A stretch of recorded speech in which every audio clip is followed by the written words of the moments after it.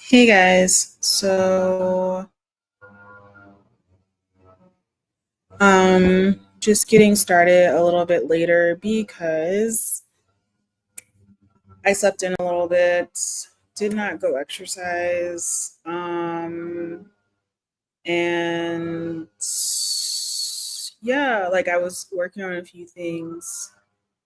Um, I think like the whole 8 hours kind of, well, like for some reason yesterday, like uh it was just like a lot. So, anyways, this is the third day of accountability. Um, Working on our goals, working on things that we need to get through, some of the tough issues. I decided I actually saw another content creator, and I'm actually going to plug her because it technically is her idea. It was like um a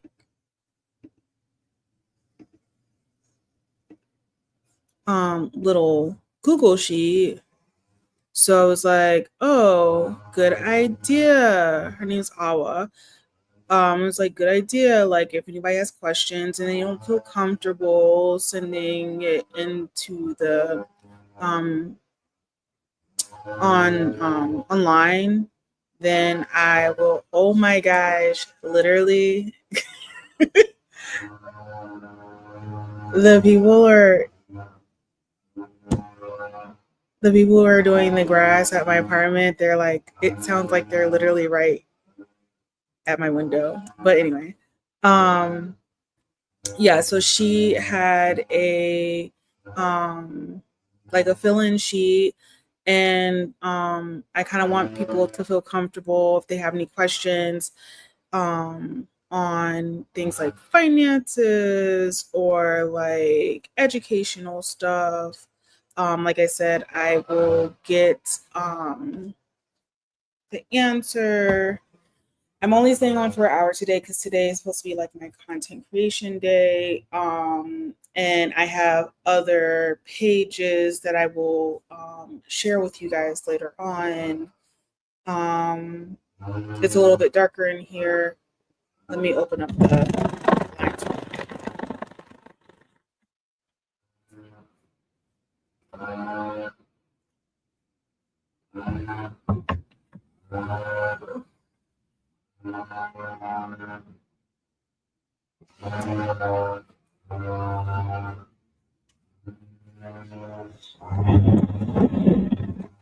Um, but anyway, yeah. So I saw her page and she had like a little fill-in sheet, and I was like, oh, this is perfect. Like, why don't I try something similar to help people? Um, and so that's what I'm gonna create now. So it should be up by Monday. Um, and she's also autistic. Um, hold on, let me.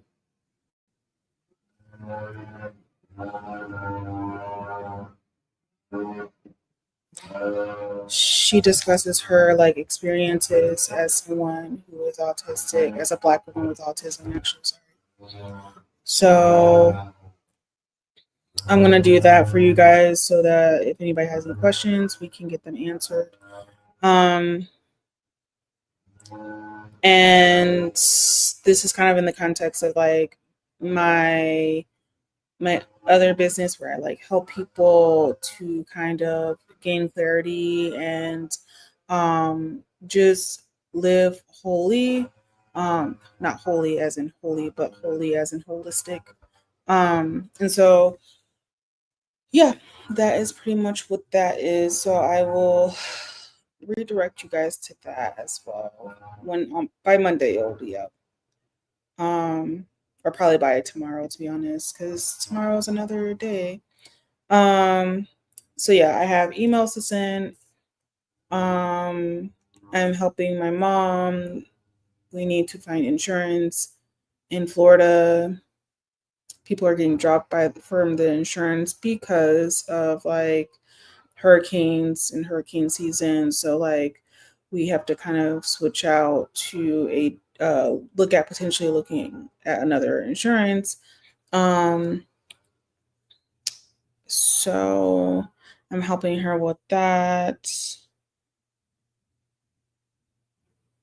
Something else I'm doing and just organizing myself a little bit. Like I start Friday trying to organize. I'm working on every week seems to be different, but like I'm trying to work on starting on Friday to a decompress, but then also like getting my content out for the next week because spending all of my time on just the content part of it is not helpful because I do other stuff.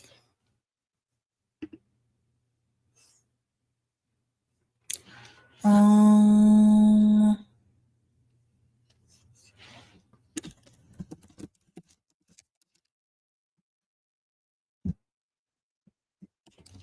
Jersey in the house. Hi Rob.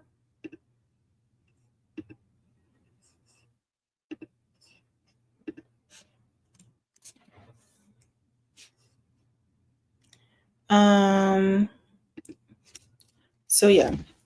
So I'll be working on that. Oh, and then I promise to tell like the rest of my story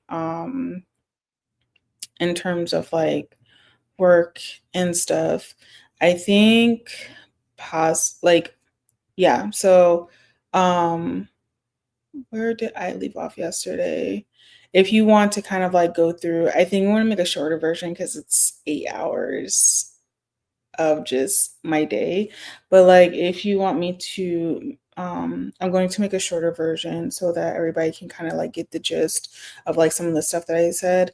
And I probably will make a part 1 um because I realized I use TikTok. Like I'm kind of like trying to learn the different like social media um like what to use on what.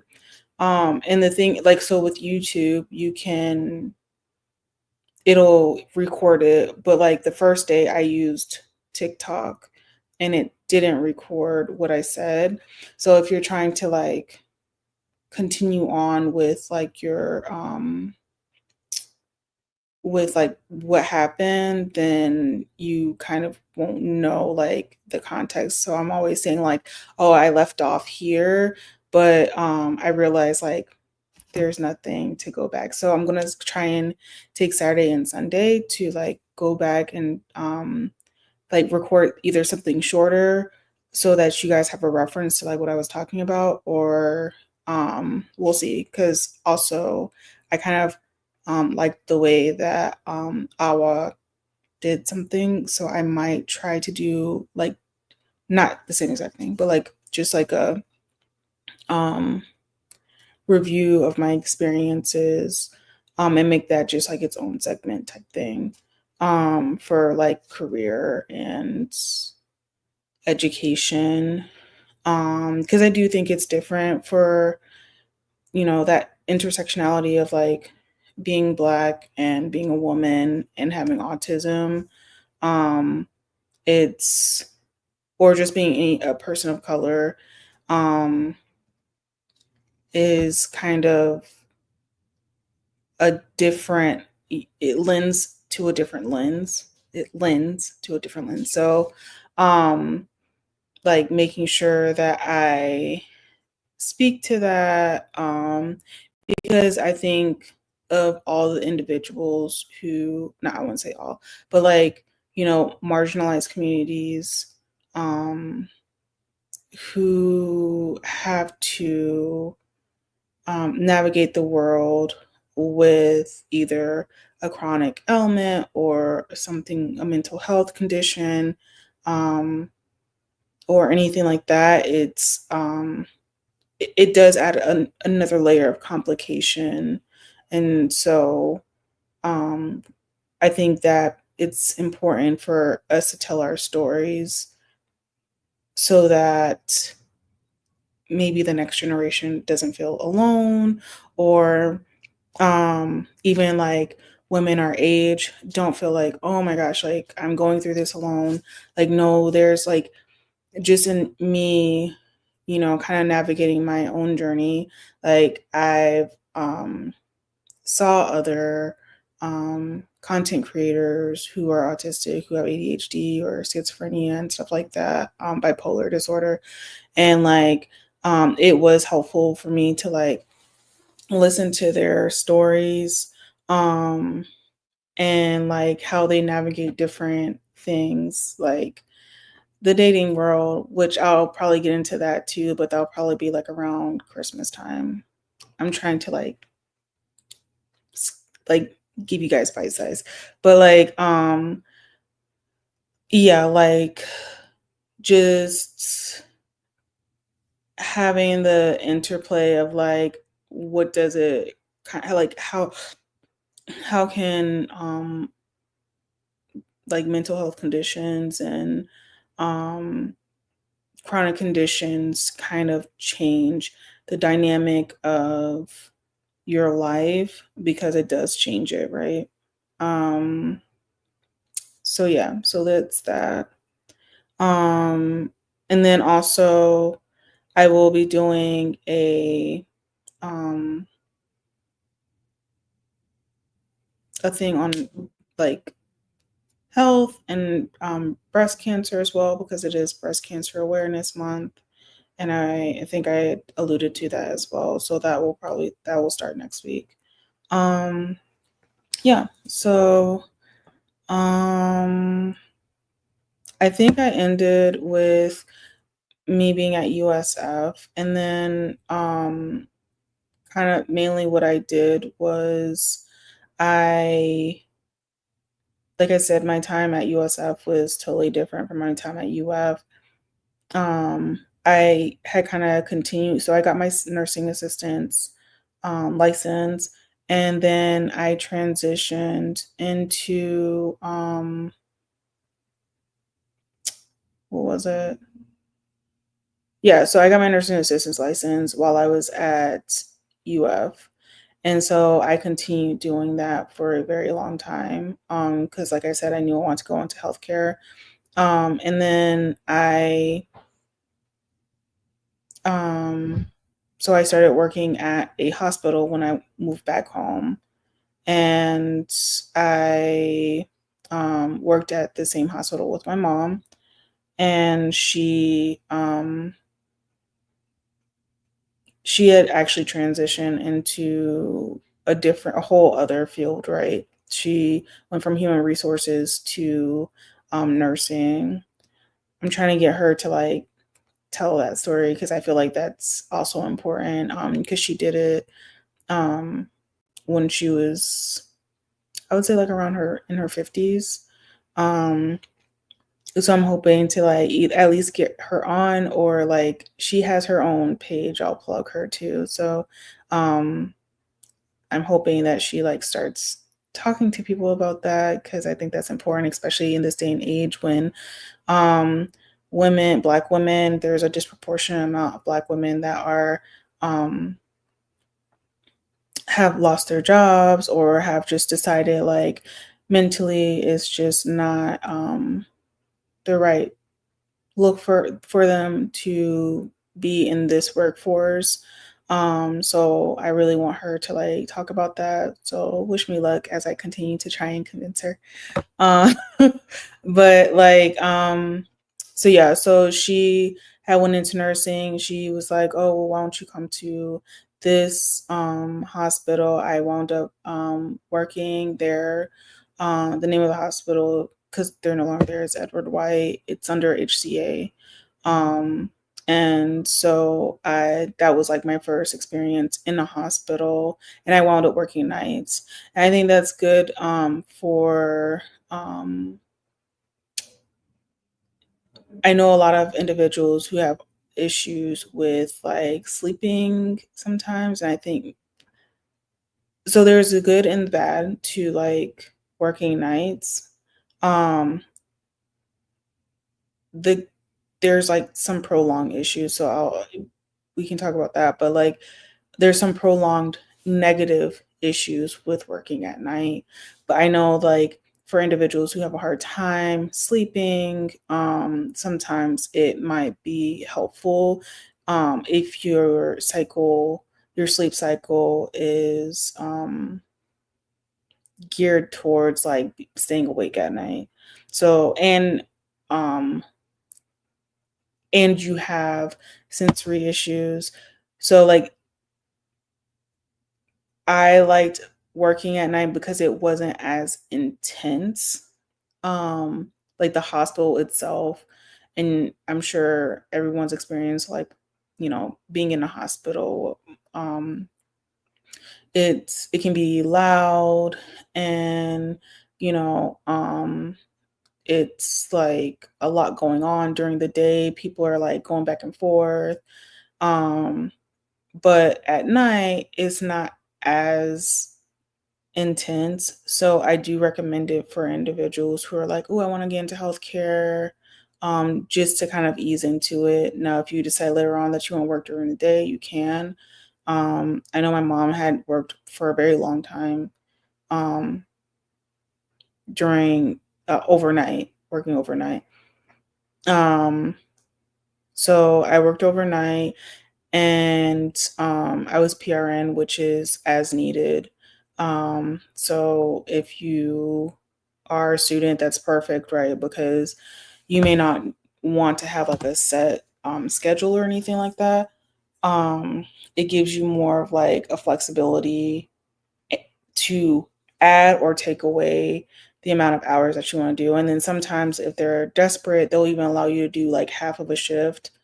Um, so sometimes I would do like the first 6 hours of a shift. Sometimes I would do the second of 6 hours of the shift because maybe someone had to leave early, so I would just come in after them. And so I did that. I worked on,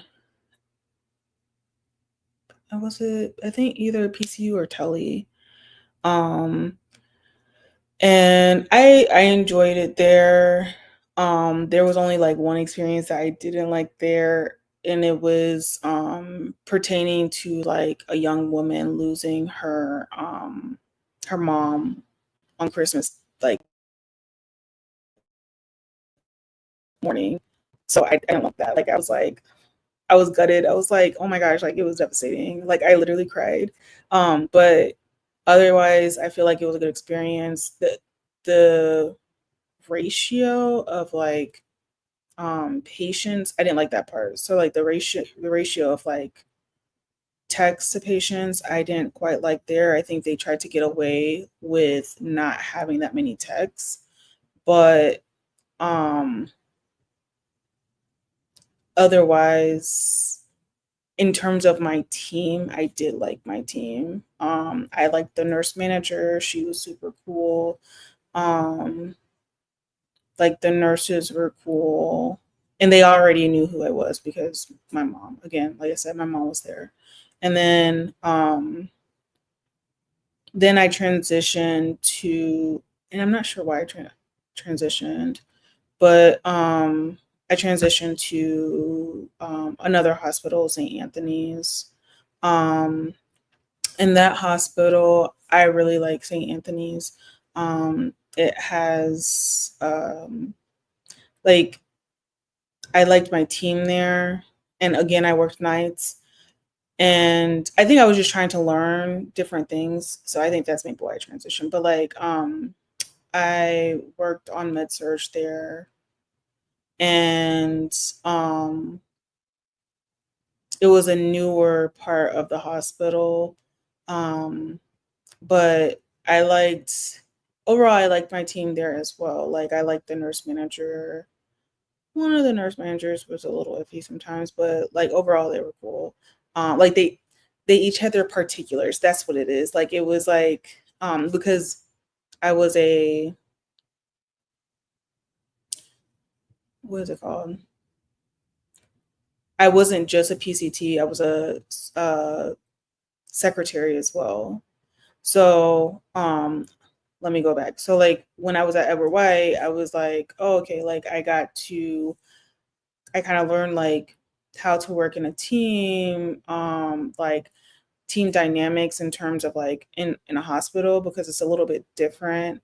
Um, and then when I was kind of at um, this other hospital, I was like, oh, okay, now I get to like look at someone's actual information. Of course, it was like patients that I had to look at. So like as a medical secretary, you're at that time you were putting in like certain orders. You were what else? Like making calls out. So if the nurse needed to um needed to talk to someone or like talk to a doctor or a pharmacist, he seek clarification, they would just call me and say, "Hey, Jericho, can you put this call out?" And of course, it's nighttime. Some of the doctors are sleeping. So like I'm calling, they have a service. So like they'll have like a telephone service or some of them, depending on who it was, like very few of them, but like um they would just have like a phone number and you call them directly, but majority of them had a service that you contacted and they either had someone on call, so the physicians would rotate who was on call and stuff like that, and the person who was on call, you talk to them, tell them, the message that was being sent. um "Hey, doc, this is this person from this floor, and we're calling because we need clarification on an order that they had that you put in. Can you please call us back?" Or somebody would need like pain medication, and so we're contacting for that. Um, and you have to be like semi semi organized to kind of do that because like you're dealing with all of the personalities on the floor, like the nurses, whoever is like the lead nurse. um you know they all have their particulars to help them work efficiently, and it was like your job to help them work as efficiently as possible. And then you're kind of like putting some of the um again at that time, and I don't know if this is still true, but um like we would have like paper folders of individuals online. I mean, like not online, but like um on the floor. So when a doctor would come in, they could see like all the things that happen. Um so that that happened. So that's part of the job as well. And then sometimes, you would have that dual job of like um working, not working, sorry, but like what's it called? Like going in and seeing a patient, like helping the other techs, right? So like if the techs needed like I'm sorry, if a patient needed like water or something like that, like you would help them with that. Because you're a tech yourself. So like if they needed to help a patient like get comfortable in the bed, you kind of like filled that position. So I felt like that was a really good experience in terms of like, especially if you're trying to go into like nursing or anything like, yeah, like a nurse or like a nurse practitioner or a physician assistant. I mean, pretty much anything. Like you kind of learn, like you start looking at like how individuals kind of notated within a patient's um, file, and you kind of learn like, oh, okay, well, this was important despite the patient saying X, Y, and Z. Like not everything's important. Certain things need to be put in there because of insurance reasons or purposes. So that's why I think that's important, especially as a student, to learn that. And I'm saying this mainly for, like, it's for everybody, but I'm saying this as a person who is neurodivergent, who like I'm glad I kind of had like these experiences leading up to going to medical school because like otherwise I would have been like, oh my gosh, like I would have been super overwhelmed. Like I was already overwhelmed. That's a whole nother story. I was already overwhelmed, but like just like trying to gain some of those experiences beforehand so that you don't feel super like, oh my gosh, like this is completely foreign to me. And some people they go in to medicine or nursing and stuff like that and they are completely fine. Um they pick it up, but I'm kind of glad that I had that experience and I also feel like that's um why they tell you to like go and volunteer and shadow because like being a physician is definitely not what you, what you think it is. Like the cool parts is like probably 30% of it.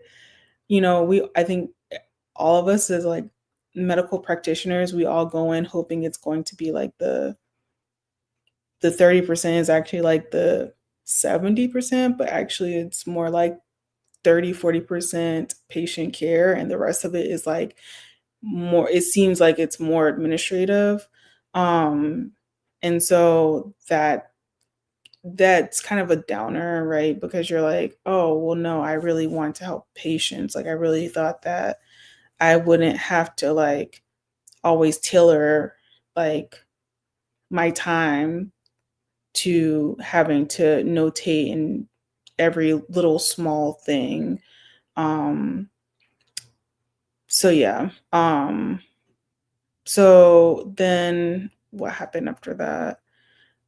And this is also important, like if you're someone who's on like Medicare, Medicaid, or something like that, and you're like, I don't understand why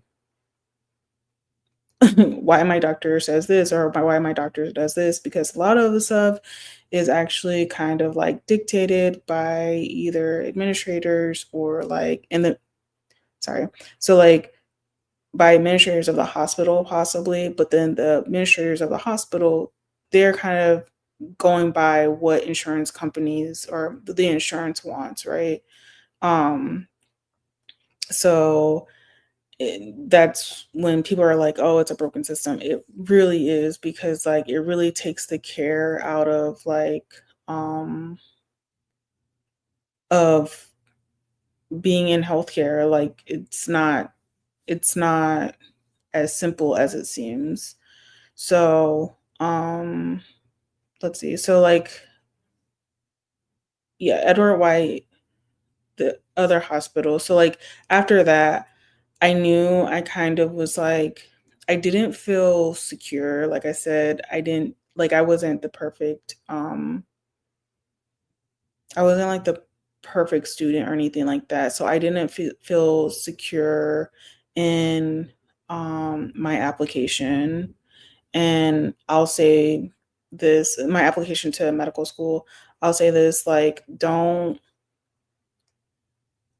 always try and just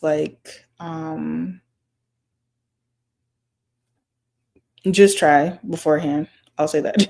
Just try and apply, like, in terms of like any type of professional school, like just try and apply.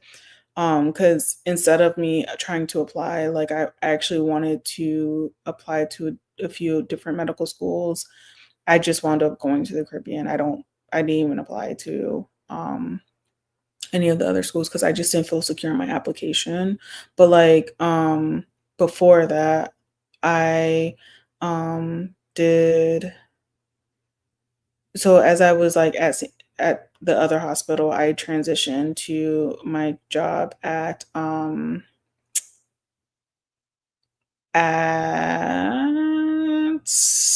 nonprofit. And I did that because I was starting my master's in public health at USF, and I thought it was important to me because I knew I was going to the Caribbean to have a backup plan. If you look at the statistics for people who go to school in the Caribbean, they do not have a high retention rate. And so I thought it was prudent for me to get another degree just in case I would have to hightail it out there and then go directly back into the workforce. So I, again, curating my resume, I transitioned from the hospital and I got nonprofit experience and public health experience by working at this organization. Um, and It was a great experience overall, I would say. There were a few hiccups, but I enjoyed it. I liked our team overall. They had case management, they had HIV and prevention. I was part of the HIV prevention team. Um, and um, they helped me, like, I would go to like different conferences and stuff like that. Like, I felt like very supported there. Um, so I'm gonna probably spend the rest of the 30 minutes talking about just like them, and because I think it's important to understand like why I excelled and overall. Like, I know for individuals with autism and ADHD, well, with mental health disorders, because I also have depression and anxiety, but um one of the things is like maintaining a job. So I overall, like, majority of my jobs, I maintained them for a long period of time, but that was also because of the fact that I didn't work all the time. So almost like I had time to recoup um from, I didn't really work 40 hours when I was at the hospital. There were times where I did, but not overall. I didn't do all the time. Um, but working at this nonprofit, that was the first time that I'd worked 40 hours, and I'm gonna just go over why I think that worked for me. Um, because I've always been like kind of nervous about working a full-time job and being like tired, overwhelmed. Um, so that job, I was doing case management and like I said, outreach and testing and health education. Um, I but because of the way our team worked, we were a very close-knit team. Like, the organization was fairly large and we were part of a larger organization, but like that particular team, there was like 5 of us, 4 to 5 of us. And so we were a close-knit team. Our manager, his management style, which was fairly laid back, um, was worked with my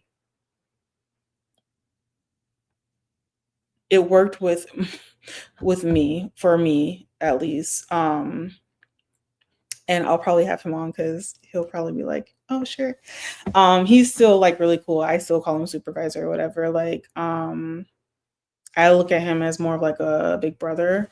Um, but like he he like really like took me in the sense, like trying to like he always hyped me up. And overall, like my whole entire team, like that's all they did was like hype me up.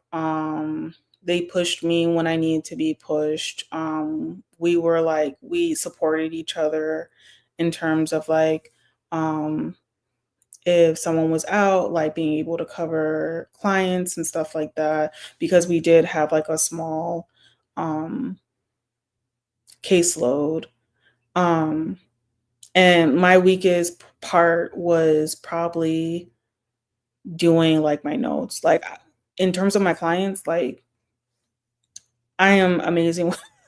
I'm amazing with clients. I love like um connecting with them. I would, kind of like if they needed something, I would try and find it for them. That was just like my thing. But then to like notate it, I was like, yeah, we did things and stuff. Like so yeah. But um in terms of like our team dynamic, because everybody else was laid back, I feel like it made me want to do more because like um I didn't want to make them look bad. And he wasn't like, so my manager wasn't someone that was like on my butt all the time. He didn't micromanage. He didn't he was like, this is what we have to do. We had constant feedback. And it just worked for me. And now looking back, I do have like a profile that let me look it up on my, because I will say like,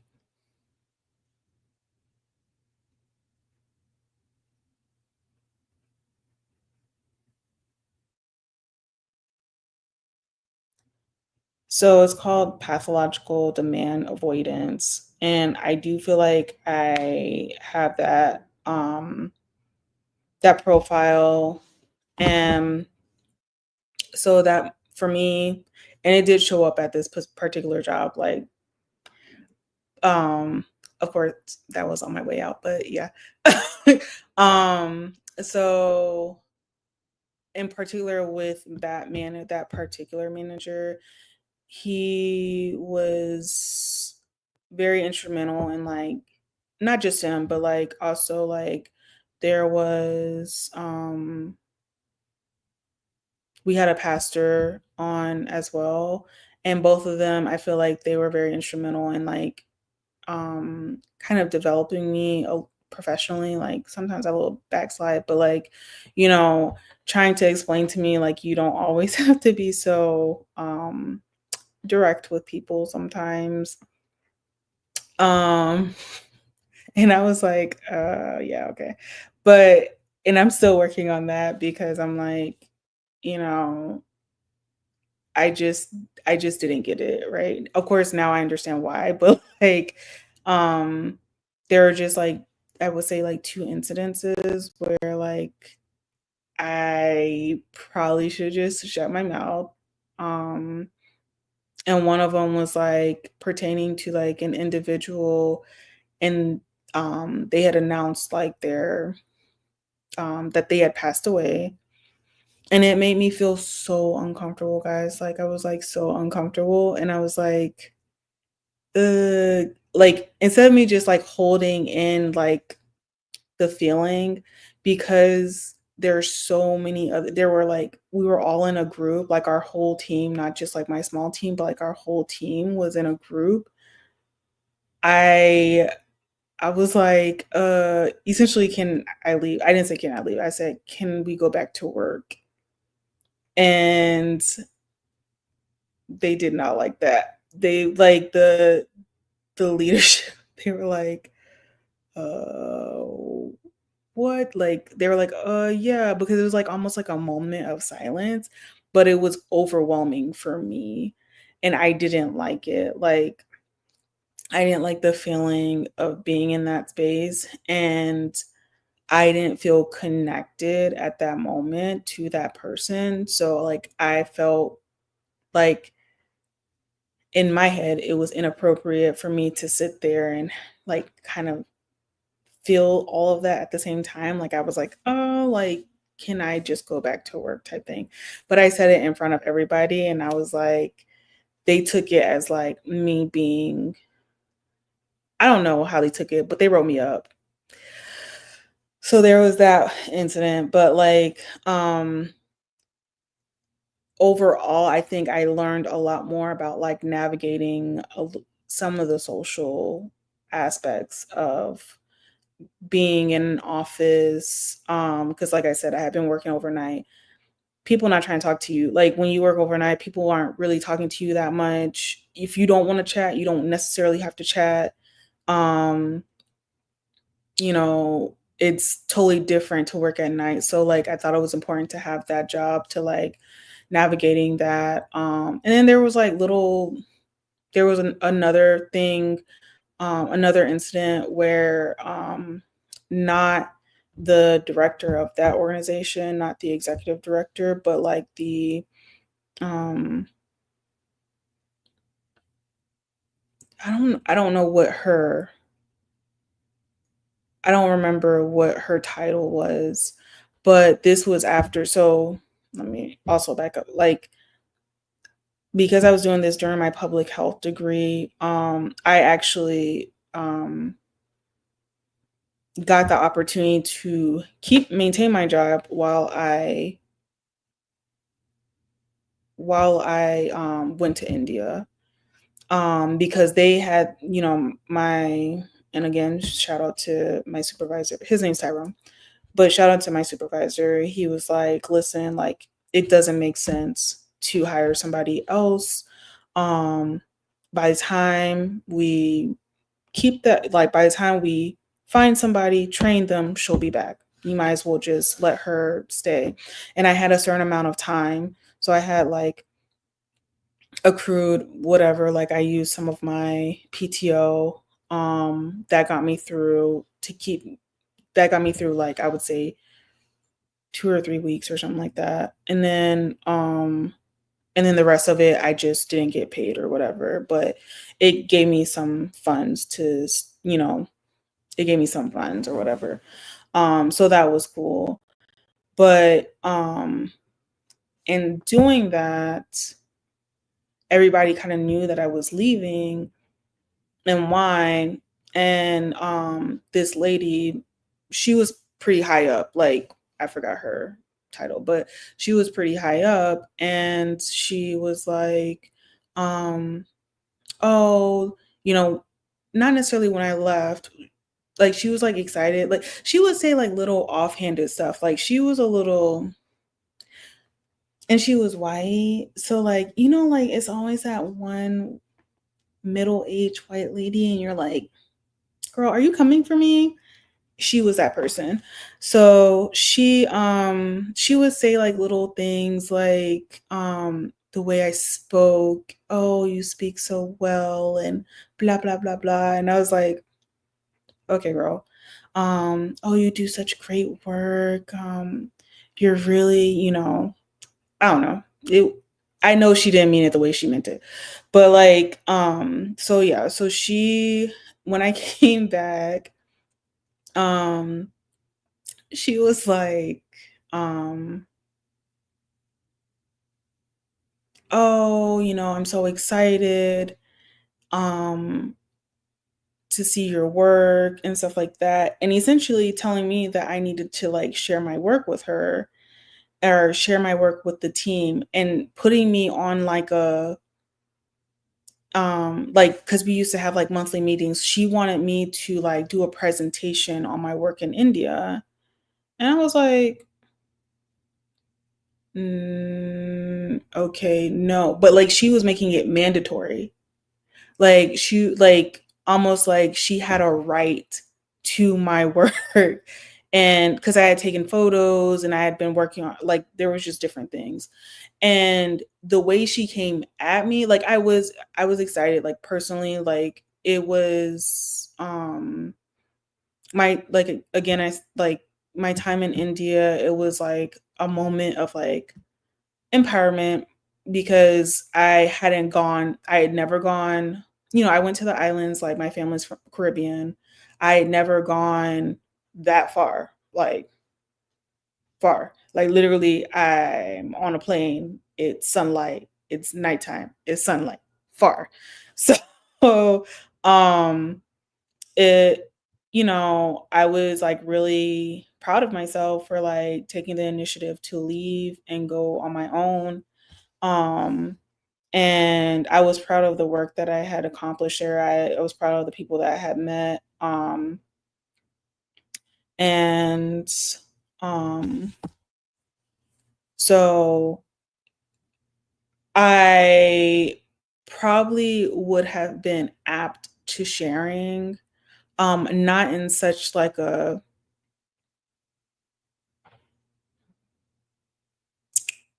so publicly, but I I would have shared something because there was like I did have a contract with my school, and I think with like that organization that I couldn't share anything and details on that. But like so like she was like almost bullying me to like no, like going between like my boss was like the middleman and going between both of us like she needs to be ready for this meeting and she needs to like share her work. After all, we did allow her to keep her job.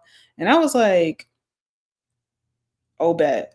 So what did I do?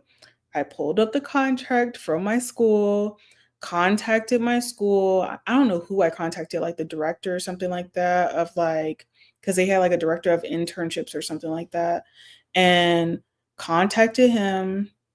And I was like, hello, my name is, and I told him exactly what was going on. I told him why, I didn't feel comfortable doing that because according to my contract, I am not supposed to do this. Now, do they probably care? Probably not. But A, don't put me in that position. B, who do you think you are? Who are you talking to? Like, I'm not a puppet. So like I was already agitated by that. So and this is a lesson, make sure you read your contracts because it can help you at times and hurt you at others. But like um yeah, so like he wound up writing an email. It was to me, but he wrote an email. And I told him like I think maybe I asked him to write a letter or something like that. I don't know. But like he did it, and I shared it with her and I shared it with my boss, and she was livid. Excuse me. She was livid. Like I shared cuz she wanted to see, I think, my pictures or something. Like she wanted me to share like pictures or something. I was like, "No." So it just it pissed me off, y'all. Like it really did. I was so livid because I was very excited for that experience, and I would have shared it. I share it all the time, but like for her to like try and bully me into like sharing something like that was like too much. So um and then from then on, like I was just like the redheaded stepchild. Like I could do no right. Like I went from being like a star to like very much like, oh, Jerica's very almost not like combative, but like they did start kind of trying to write me up for different stuff. Yeah. And I feel like my supervisor tried to like shield me from a lot of that. So shout out to him. Because I just was like all the time I was like, this is wrong, this is wrong.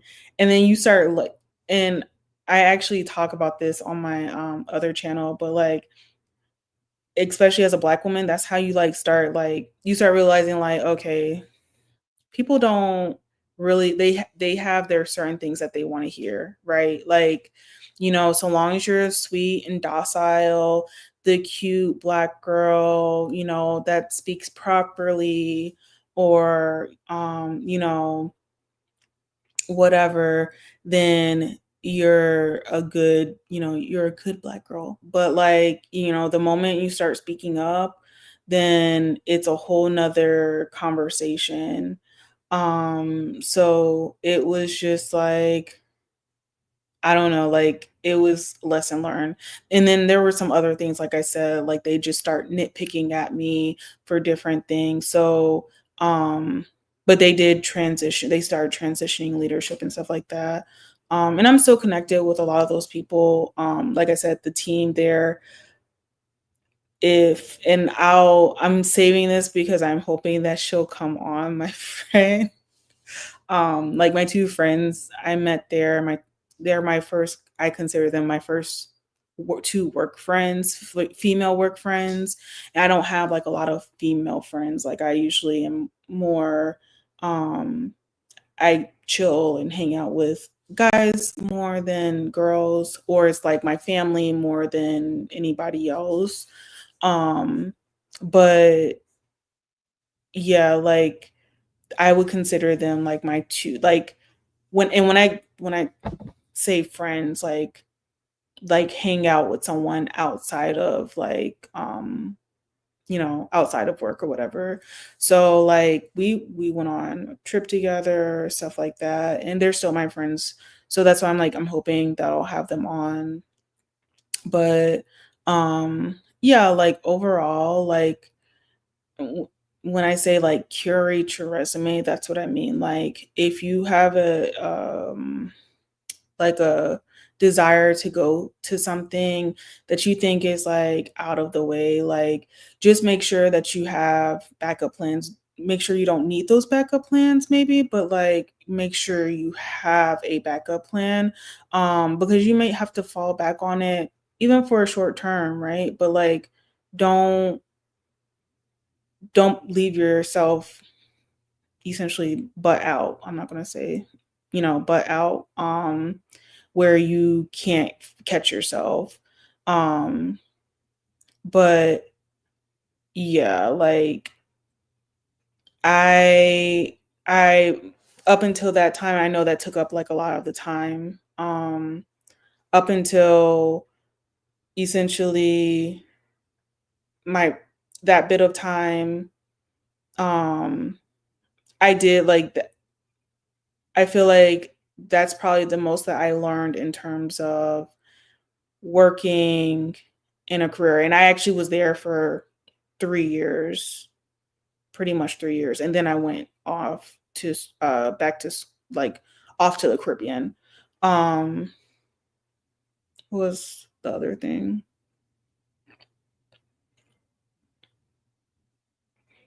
Um,